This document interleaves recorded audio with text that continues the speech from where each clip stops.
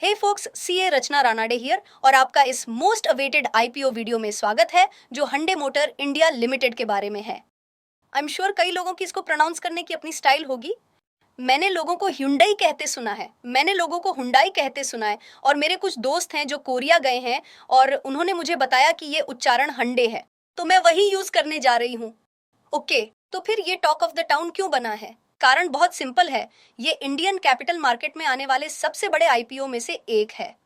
उन्हें एक्सपेक्टेशन है कि कुल मिलाकर करीब 27,000 करोड़ रुपए इकट्ठा होंगे। ये एक बहुत बड़ी रकम है और जब भी रकम बड़ी होती है तो रिटेल पर्सनल इन्वेस्टर वाकई बहुत उत्साहित होते हैं क्योंकि अलॉटमेंट की पॉसिबिलिटी बढ़ जाती है।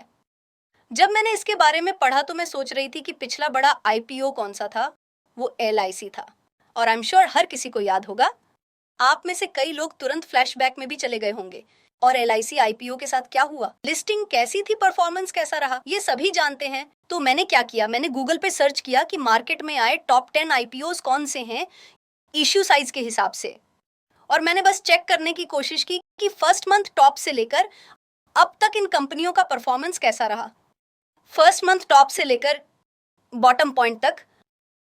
अब तक आप समझ गए होंगे कि द बॉटम पॉइंट का क्या मतलब है, क्या हुआ होगा। पर अगले 2 से 3 मिनट में आपको लगेगा कि क्या वाकई ऐसा हुआ है। तो इसके लिए मैं आपको कुछ की पॉइंट्स दिखाने जा रही हूँ। सबसे पहले मैं आपको ये टेबल दिखाऊंगी, ठीक है। ये टेबल मैंने नेट से लिया है। इसमें कहा गया है कि एलआईसी का इश्यू साइज 21,000 करोड़ रुपए था। ये 27,000 करोड़ है, ये 21,000 करोड़ है, अडानी 20,000 करोड़ है, पेटीएम 18,300 करोड़ रुपए, वोडा 18,000 करोड़ रुपए। ये लिस्ट एनएमडीसी तक है जो 9,930 करोड़ था।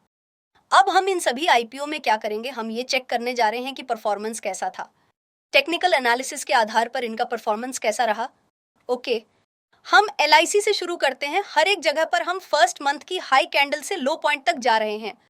ओके, और अगर कुछ केसेस में मैंने इसे करंट मार्केट प्राइस तक भी ले लिया है, अगर ये फर्स्ट मंथ हाई से भी नीचे है। ओके, अब आइए परफॉर्मेंसेस को समझते हैं। अब मैं थोड़ा फास्ट जाने वाली हूँ। एलआईसी 42% नीचे, और देखें कि लिस्टिंग के तुरंत बाद इसका परफॉर्मेंस कैसा रहा है। अगला है पेटीएम, डाउन 84%। वोडा पहले तेजी से ऊपर गया, फिर नीचे आया और फिर ऊपर चला गया। अगर मैं फर्स्ट मंथ अब से लेकर करंट मार्केट प्राइस तक को चेक करूं तो ये अभी भी 85% डाउन है। कोल इंडिया फर्स्ट मंथ हाई से लेकर immediate first bottom most point तक 32% डाउन है, फिर ऊपर गया।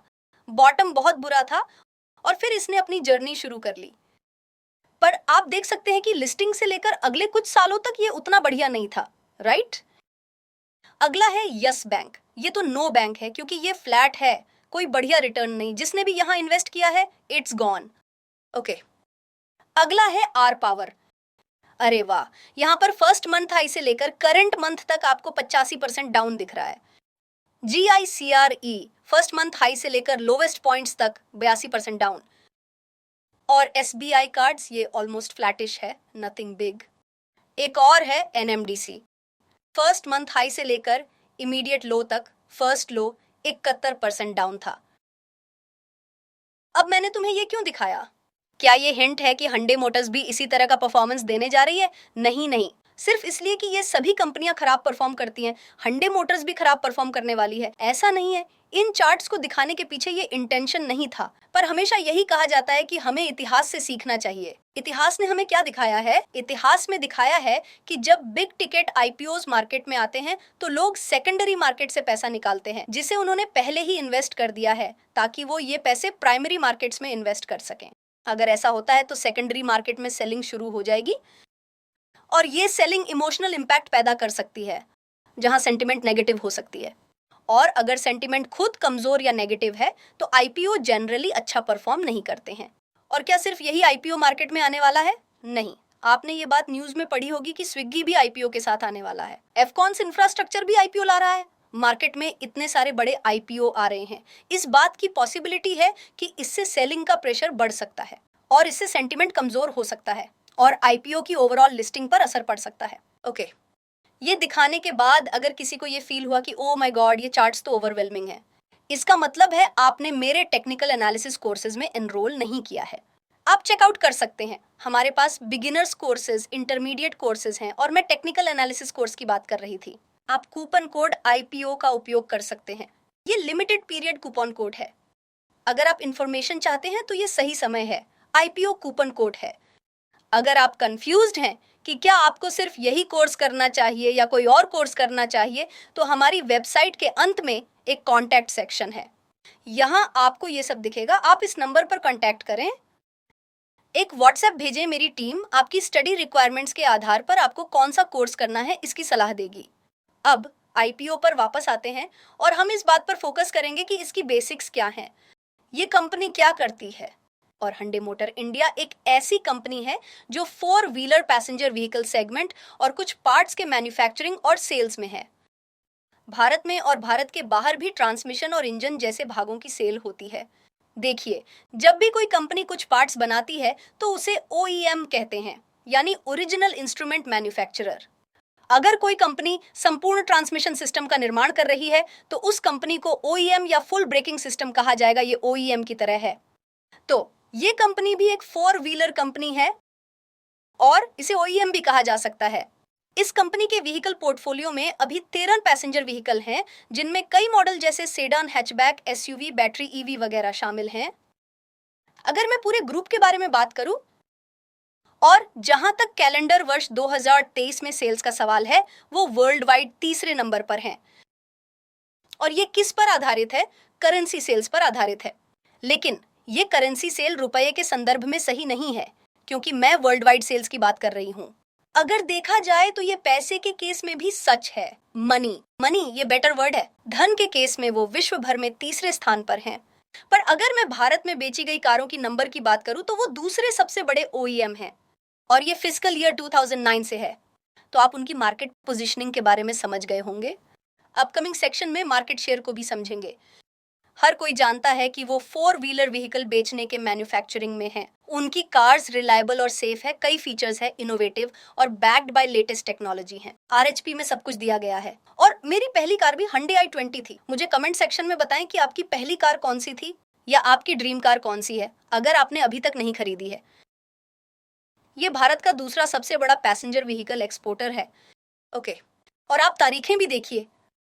पर उन्होंने क्यूमुलेटिवली एक्सपोर्ट के जरिए और भारत में भी कुल मिलाकर 12 मिलियन से ज्यादा पैसेंजर व्हीकल बेचे हैं। ये काफी अच्छा है। ओवरऑल मार्केट सेगमेंट या मार्केट शेयर के बारे में बात करते हुए, मार्केट शेयर के केस में मारुति सुजुकी सबसे आगे है, जिसकी मार्केट शेयर 51% है। उन्होंने मार्केट शेयर खोना शुरू कर दिया है और करंटली वो 41% मार्केट शेयर पर हैं। और 2019 में Hyundai की मार्केट शेयर 16.3% थी। इसमें वृद्धि हो रही थी, पर करंटली ये घटकर अराउंड 14.6% हो गई है। किया, ये उनकी सहयोगी कंपनी है और किया 2019 में मौजूद नहीं थी। यहाँ इसे पेश किया गया और 3.1% मार्केट शेयर उन्हें तुरंत मिल गई और इसका मार्केट शेयर 6% है। Hyundai और किया सिस्टर कंसर्न्स हैं।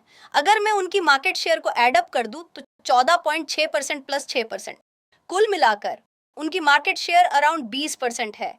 Decent enough. तो दोनों कंपनियों के पास सफिशिएंट मार्केट शेयर है। अगर इंडस्ट्री एनालिसिस के बारे में बात करें तो PV सेगमेंट में ग्लोबली 6.8% की वृद्धि होने की उम्मीद है, पर भारत में इसकी ग्रोथ 15.4% रहने की उम्मीद है। भारत की पर कैपिटा इनकम 9.4% से बढ़ने की उम्मीद है। CAGR 24 से 29 तक। ये इंपॉर्टेंट क्यों है? हायर पर कैपिटा इनकम यानी कि higher spending power. 4 wheeler cars के लिए हायर स्पेंडिंग पावर एक अच्छा सिनारियो है। आप सोचिए, एवरेज एज अराउंड 28 वर्ष है और इससे वर्कफोर्स में अराउंड 70 मिलियन लोग जुड़ेंगे। 2030 तक एज ग्रुप 15 से 64 वर्ष के लोग होंगे। तो तीसरा पॉइंट है, हम एक यंग देश हैं और हम वर्कफोर्स ग्रुप में ज्यादा से ज्यादा लोगों को जोड़ रहे हैं, 15 से 64। इसलिए ज्यादा लोग कमाई के फेज में हैं और पर कैपिटा इनकम बढ़ रही है, जो कार सेगमेंट के लिए एक पॉजिटिव साइन है। पर पेनिट्रेशन कितना है? अगर आप भारत में देखें तो 1000 लोगों में से सिर्फ 26 लोगों के पास कार है। अगर इसकी कंपैरिजन US जैसे डेवलप देश से करें तो वहां 1000 लोगों में से सिर्फ नहीं 594 लोगों के पास कार है। तो भारत की कंपैरिजन में US में 50% से ज्यादा लोगों के पास कार है। इसके कारण है, और मैं एप्पल टू एप्पल कंपैरिजन नहीं कर सकती। इंफ्रास्ट्रक्चर अलग है। भारत में कई बार आप टू व्हीलर पर जाना पसंद करेंगे। यूएस के कई हिस्सों में टू व्हीलर चलाना बहुत कठिन है, तो ऑब्वियसली डायनामिक्स भी पूरी तरह से अलग है। पर अब हम जानते हैं कि यहाँ ओवरऑल पेनिट्रेशन कम है, तो इस इंडस्ट्री के लिए ग्रोथ की गुंजाइश है। एक्सपेक्टेशन है कि इंफ्रास्ट्रक्चर में भी इसी रेशियो में इंक्रीज होगी। ओके, अब फाइनेंशियल सिचुएशन पर बात करते हैं। रेवेन्यू ग्रोथ 21.4% सीएजीआर पर है, ईबिटडा 29% सीएजीआर पर बढ़ा है, प्रॉफिट 44% सीएजीआर से बढ़ा है। वैसे ये फिगर मिलियंस में है, अगर मैं इसे करोड़ में बदलूं तो 47,378 करोड़। इसे राउंड अप करते हैं, उनका रेवेन्यू 47,000 करोड़ से बढ़कर 59,800 करोड़ हो गया है। इस टाइम में कंपनी का प्रॉफिट 29 करोड़ रुपए से बढ़कर 6,000 करोड़ रुपए से ज्यादा हो गया। ये नंबर बहुत इंपॉर्टेंट है, 6,000 करोड़। इसका कारण वीडियो के अगले भाग में दिया जाएगा। बस 2024 की टाइम के लिए 6,000 करोड़ का प्रॉफिट याद रखें। प्रॉफिट मार्जिन भी 6% से बढ़कर 8.5% हो गया है। उनका ईबिटडा मार्जिन भी 11% से बढ़कर 13% हो गया है। आप यहाँ अवेलेबल लेटेस्ट डेटा भी देखिए। ओके, आप स्क्रीन पर संख्याएं देख सकते हैं।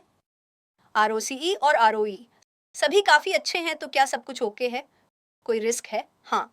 ईवीज के बारे में बात करें तो उनकी मार्केट शेयर बेयरली 1.1% है। फर्स्ट क्वार्टर को देखें और 2024 के पूरे वर्ष को देखें, तब भी ये 2% है। ईवी सेक्टर में टाटा मोटर की शेयर 70% से ज्यादा है। ऑफ कोर्स अगर ये ईवी का जो ट्रेंड चल रहा है और ये और भी बढ़ता चला गया, तो उन्हें डिमांड को पूरा करना होगा। उन्हें अपनी डिमांड पैदा करनी होगी और इसकी पूर्ति भी करनी होगी। अगर वो ये नहीं करते हैं तो क्या इससे उनके ऑपरेशंस पर असर पड़ेगा? हाँ, कंपनी के खिलाफ पेंडिंग लिटिगेशंस की कुल अमाउंट 6,200 करोड़ रुपए है। लेकिन क्या मैंने तुम्हें कुछ नंबर याद रखने के लिए कहा था? इस पीरियड में उनका प्रॉफिट 6,000 करोड़ था और लिटिगेशन 6,200 करोड़ है। ये कोई छोटी रकम नहीं है। ये लिटिगेशन अमाउंट एक वर्ष के प्रॉफिट के बराबर है, राइट? तो आपको ये फिगर ध्यान में रखना चाहिए। पीयर कंपैरिजन करते हैं, उनकी रेवेन्यू बहुत कम है। ये मारुति सुजुकी या टाटा मोटर्स या महिंद्रा एंड महिंद्रा हो सकता है। ईपीएस की बात करें तो ये मारुति सुजुकी या महिंद्रा एंड महिंद्रा जैसी कंपनियों की कंपैरिजन में काफी कम है। एनएवी अपने पीयर्स की कंपैरिजन में काफी कम है। रिटर्न ऑन नेटवर्थ की बात करें तो उनके पीयर्स की कंपैरिजन में उनका नेटवर्थ पर रिटर्न बहुत अच्छा है। ओके, वैल्यूएशन इंडस्ट्री का पी 23.5 है, कंपनी का पी अपर बैंड पर 26.28 रहने की उम्मीद है। तो डेफिनेटली इंडस्ट्री एवरेज की कंपैरिजन में क्या वो आगे आ रहे हैं? इंडस्ट्री एवरेज की कंपैरिजन में क्या वो हाई पी वैल्यूएशन के साथ आ रहे हैं? हाँ। और देखिए, जब मैंने इसके बारे में पढ़ा तो मैंने इसके बारे में थोड़ा और स्टडी किया। जो मेन कोरियाई कंपनी है, जो हंडे मोटर्स है, उसका पी क्या हो सकता है? मैंने सोचा था कि हंडे मोटर्स कंपनी का पी इसके समान होना चाहिए, या हम कहें कि ये एक होल्डिंग कंपनी है और ये थोड़ा कम वैल्यूएशन पर होगा। जब मैंने पी रेशियो को चेक किया, ये 3.6 था। ओके, हंडे मोटर या मेन कंपनी कोरियाई कंपनी, इसका वैल्यूएशन 3.6 है। हंडे मोटर इंडिया का वैल्यूएशन 26.28 आ रहा है। पर ऑफ कोर्स ये an apple to apple comparison नहीं है। यहाँ तक कि देश भी अलग पीई की डिमांड करते हैं। ओके, पर क्या ये अभी भी इंडस्ट्री के पीई से ज्यादा है? अब ऑब्जेक्ट्स ऑफ द इशू पर आते हैं। बहुत बहुत इंपॉर्टेंट पॉइंट है। ये 100% ओएफएस है। कंपनी को 1 रुपया भी नहीं मिलेगा, तो किससे मिलेगा? मेन कोरियाई कंपनी को। इस आईपीओ के जरिए जो भी पैसा इकट्ठा होगा वो हमारे देश के बाहर जो कोरियन कंपनी है, हंडे मोटर कंपनी के पास जाएगा। कंपनी अपना आईपीओ कब ला रही है? 15 से 17 अक्टूबर। ये प्राइस बैंड है। जैसा कि मैंने बताया, जीरो फ्रेश इश्यू, 100% ओएफएस। तो मुझे उम्मीद है इससे आप इस आईपीओ के कुछ मेन पॉइंट्स को समझ पाए।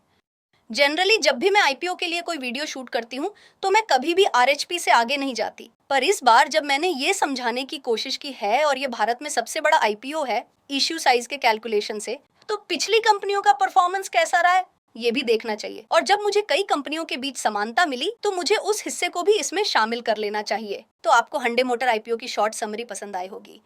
लाइक बटन दबाना मत भूलना, वीडियो को अपने दोस्तों में शेयर करें। और ये एक शूट एंड रिलीज वीडियो है। मैं पिछले 15 मिनट से बात कर रही हूँ, तो अगर मैंने कुछ फंबल किया हो तो प्लीज पिन्ड कमेंट्स को देखें। और दोस्तों, तब तक टेक केयर, जय हिंद और बाय बाय।